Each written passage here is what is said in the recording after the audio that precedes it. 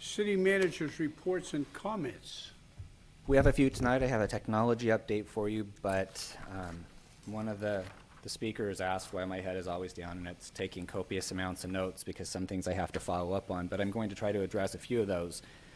Starting with the upgrade for the McKinley grade separation, still being worked on. Nelson's working on that now in terms of looking at train over, even car under.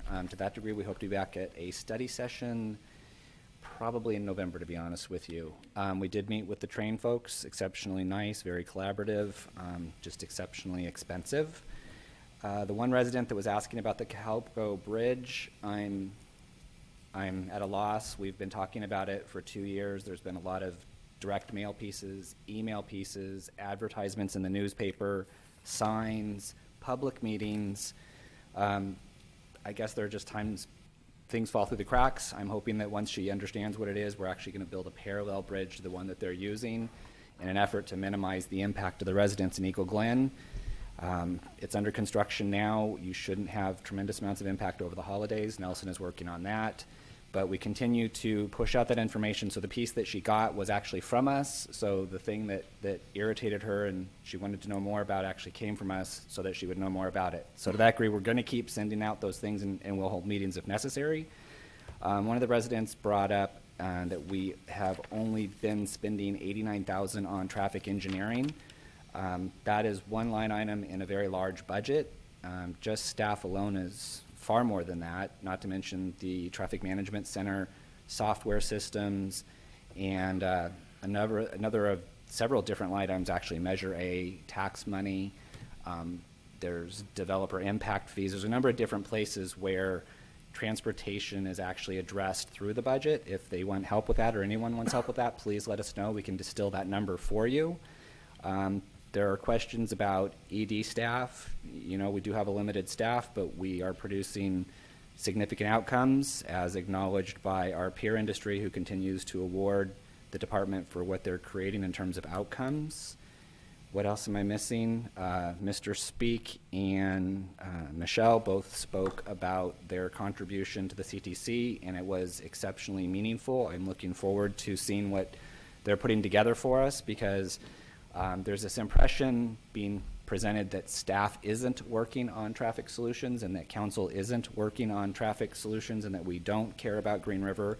I can tell you all three of those are just blatantly false. I start almost every day with emails, text messages, and stuff about Green River. It's always at the front of my mind and Nelson's mind. We have traffic engineers out on scene. We have Corona PD out on scene. They'll have a more significant presence in the next few days because we've had some residents displaying exceptionally horrible behavior. We're looking at channelizing Green River to prevent that behavior. So that is underway, and we continue to search for a meeting date. I think Karen's taking that one with Wes and Michelle and the team, and that fight we will ultimately take back to RCTC, Caltrans, and all those who actually are in control of those right-of-way areas and do anything we can on our public streets that are ours. We will do that. We're interested in that. The one Corona General Employee Association employee who spoke was telling just a fraction of the story. I think his name was Josh. If Josh would have put his salary up there, he would also see that his has gone up just like all of ours, and interestingly enough, he hadn't had any promotions. It's just the problem that I keep talking about for 2 years, which is the cost of healthcare and the cost of PERS is going up. So when you see all of us, it's not that we're getting raises. Mike got promotions. He was shown as a captain. Carrie was shown as an assistant general manager. I was shown as a director or lower. So there are promotions, and then there is just the sheer cost, which are driving Josh's expenses to grow as well. To that end, he'd also made a comment as it relates to we're asking the employees to take away from their pay $10,000 to $20,000. Not true.